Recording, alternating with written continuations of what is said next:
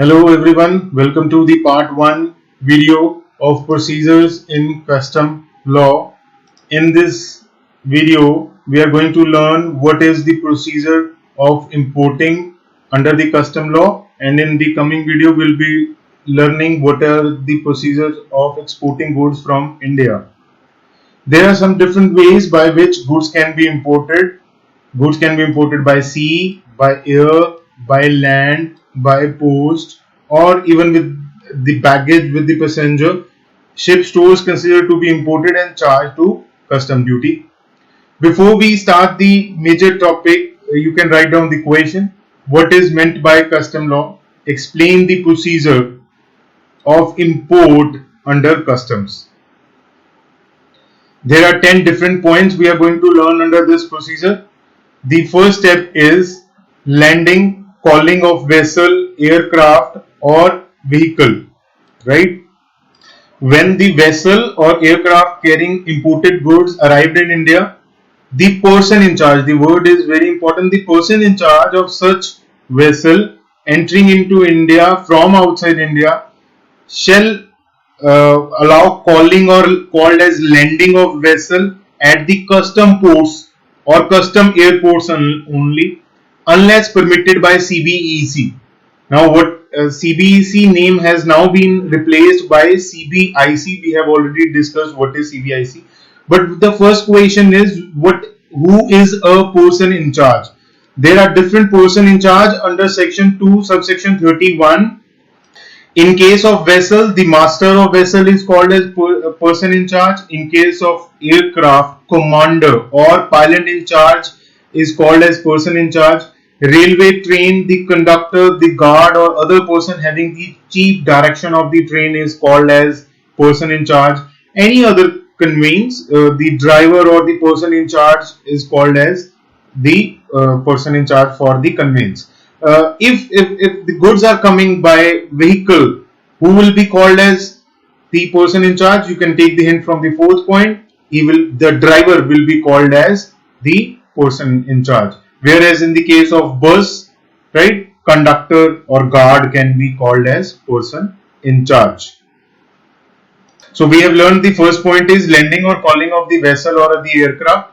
The second step is delivery of import manifest report. The person in charge, which we have discussed, of a vessel or an aircraft shall deliver to the proper officer an import manifest. A word is very important. Import manifest or report by presenting the same electronically before the arrival of the vessel or aircraft at the custom port. In case of import by the land, the person in charge of vehicle shall deliver the proper officer import report. So you can divide this point into two parts. One is import manifest by the vessel or aircraft, whereas by the vehicle import report has to be given within. Whereas in the case of this by the vehicle, it has to be delivered within 12 hours of the arrival of the vehicle at the custom station. So in case of vessel or aircraft, you can say that it is import general manifest, or in short it is called as IGN. Whereas in case of vehicle, it is called as import report. IGM or IR import report also contains the detail of goods meant to be exported or carried by the conveyance. Is there any time limit? Yes, a time limit has been explained with the help of this chart. Whereas in the case of vessel or aircraft, the time limit is any time prior to the arrival.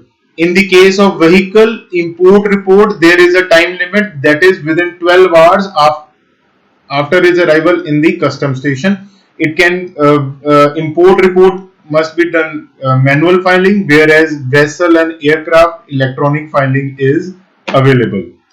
A small question is there for you people. Please read the question and ponder upon. I read the question for you. If the arrival manifest or import manifest or the import report or any part is not delivered to the proper officer within the specified time, the person in charge would be liable to any penalty or not? Yes, there is a penalty. the person in charge would be liable to a penalty up to 50,000 rupees. Okay. Apart from that, the person delivering the arrival manifest or import manifest shall subscribe a declaration as to the truth of its content filed in the report as a footnote thereof. Right? Alright. But where should I file details? I am bringing the goods by aircraft. I have to file details online. Where should I file those details? I give you one hint. Ice gate. Should I show you the picture? Ice gate. Okay, this is how the ice gate looks like. Are we talking about this? Answer is no, we are not talking about this ice gate. We are talking about the ice gate website of the government. This is a site of e-filing, right? The central government has notified the following class of importers who have to pay custom duty electronically. Some of them, namely importers registered under authorized electronic operator, or importers paying custom duty of 10,000 or more per bill of entry. They have to do the filing on this website of IceGate. The board has set up a dedicated payment gateway. You can even say it's a gateway where the name of the gateway is IceGate, though which the payment are to be made. The importer need not produce any proof of payment for the clearance of goods in case of e-payment. The full form is of IceGate is Indian Customs Electronic Commerce Electronic Data Interchange. The website is www.icegate.gov.in.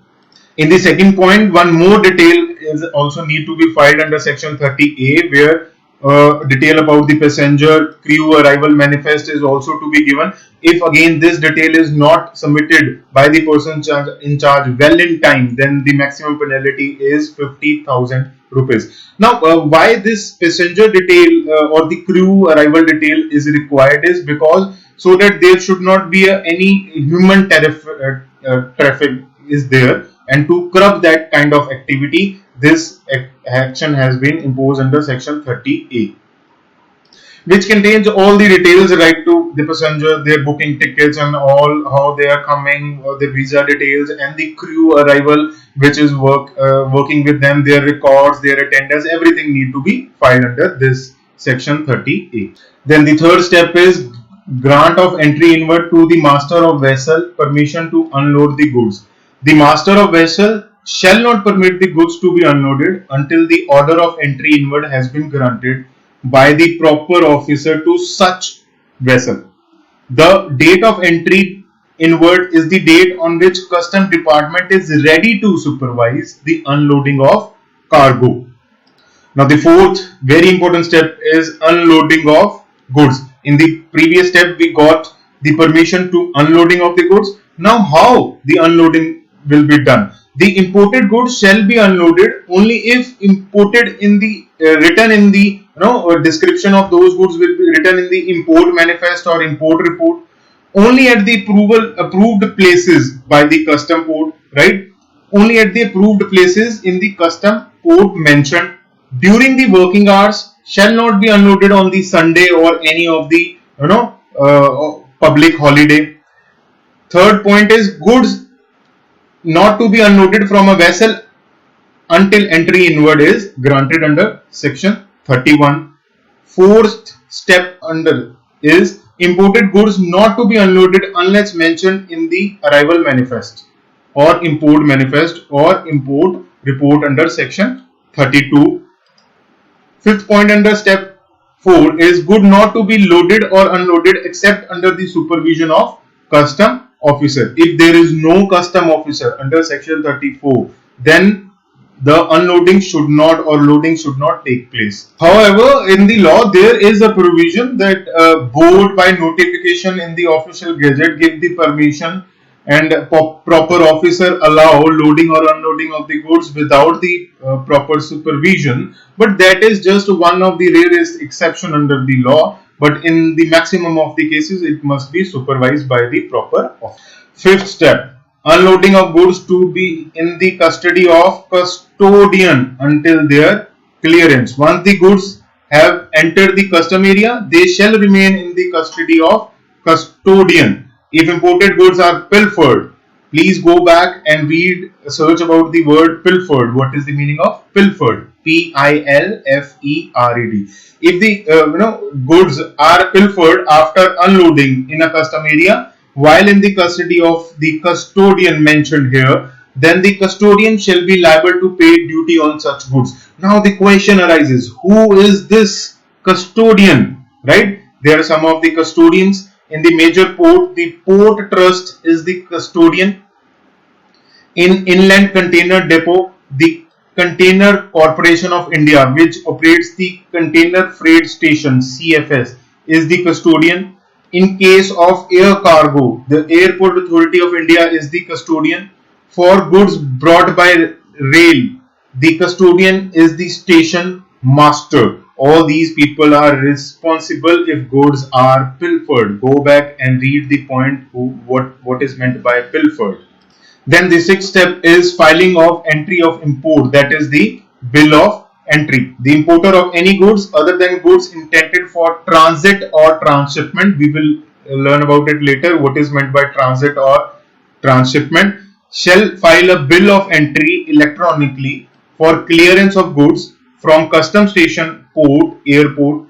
In case of goods are to be cleared for home consumption, importer would file bill of entry for home consumption. If importer does not need the goods immediately, or he is not having the money for the taxes to be paid, he may request the goods to be warehoused. Are there any types of bill of entry? Yes, the types of bill of entry. First is bill of entry for home consumption. As we have talked, if an importer wants to take the goods for home consumption immediately by paying the duty, he can file. When the goods are to be cleared immediately after payment of duty, he can file bill of entry for specifically for home consumption. Whereas he don't have the money or don't want the goods right now, so he can keep the goods in the warehouse. So in the warehouse, while keeping the goods in the warehouse, into bond entry has to be filed, which is of yellow color. Whereas when he want to take the goods from the warehouse for home consumption, then a green color form, which is called as X bond form for home consumption, has to be filed by the importer, right? When bill of entry is filed electronically, it has 4 copies, right? Original copy meant for the custom authorities for assessment and collection of duty purposes, right?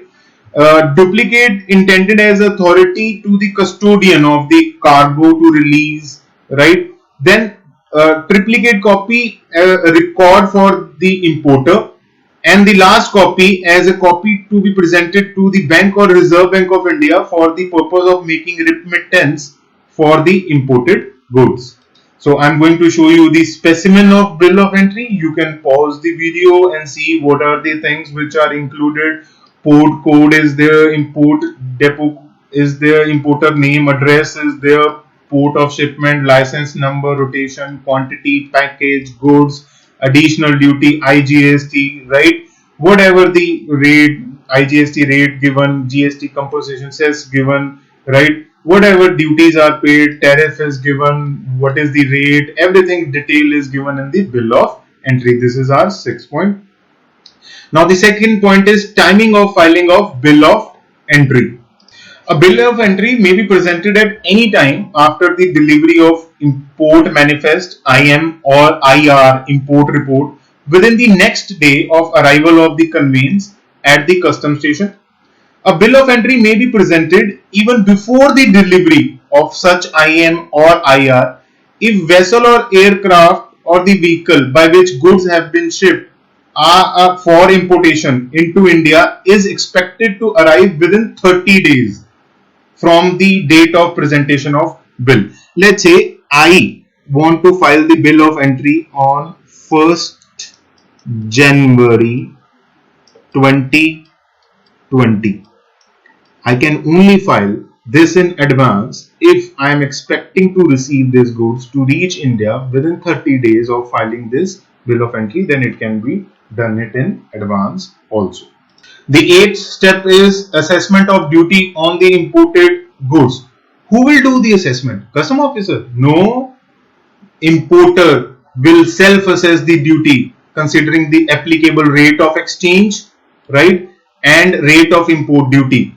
But this self-assessment is subject to the verification by the proper officer of the custom and may lead to reassessment by such officer if the assessment made by the importer is found to be incorrect or vague.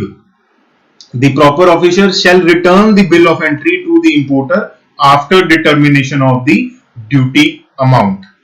So is there any date of payment of duty also? Ninth step though is the payment of duty. Is there any time limit or date for payment of duty? Yes, the importer shall pay the import duty, which first is on the date of presentation of bill of entry in the case of self-assessment, or within 1 day, excluding the holiday, within 1 day from date on which the bill of entry is returned to him by the proper officer for payment of duty in case of assessment, reassessment or provisional assessment. If person made the payment short payment, let's say he was supposed to pay 1 lakh rupees as a duty, but he paid 80,000, right, or even 90,000 rupees short payment, right, or he hasn't paid the payment, he shall pay interest on the duty not paid or the short payment. The interest shall not be should not be less than the 10% or should not be greater than the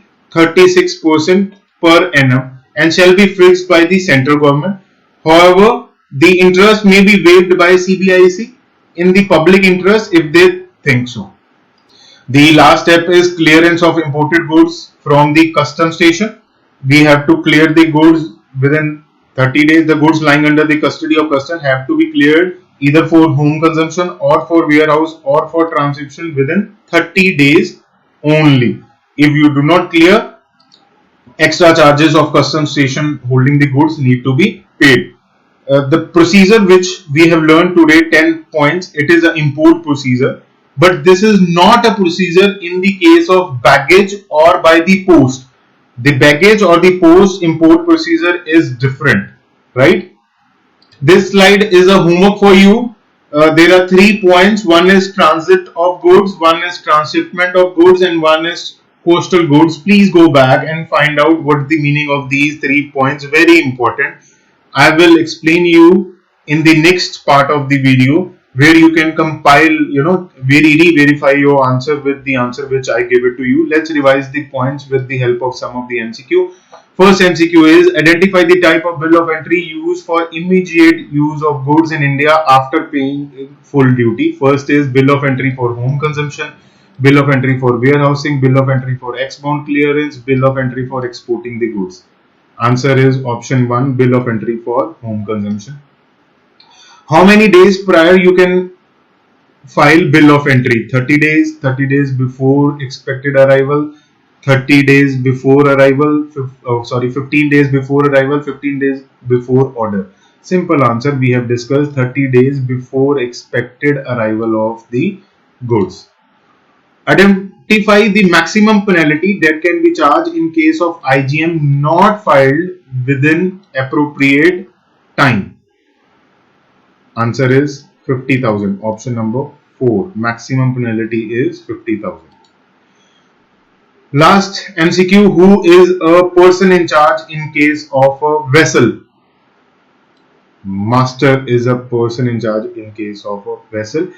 Okay, thank you everyone. Please revise the topic carefully. In the next part of the video, I will answer the question which I have given to you. Plus, I will also discuss the export procedure in detail. Thank you everyone. God bless you.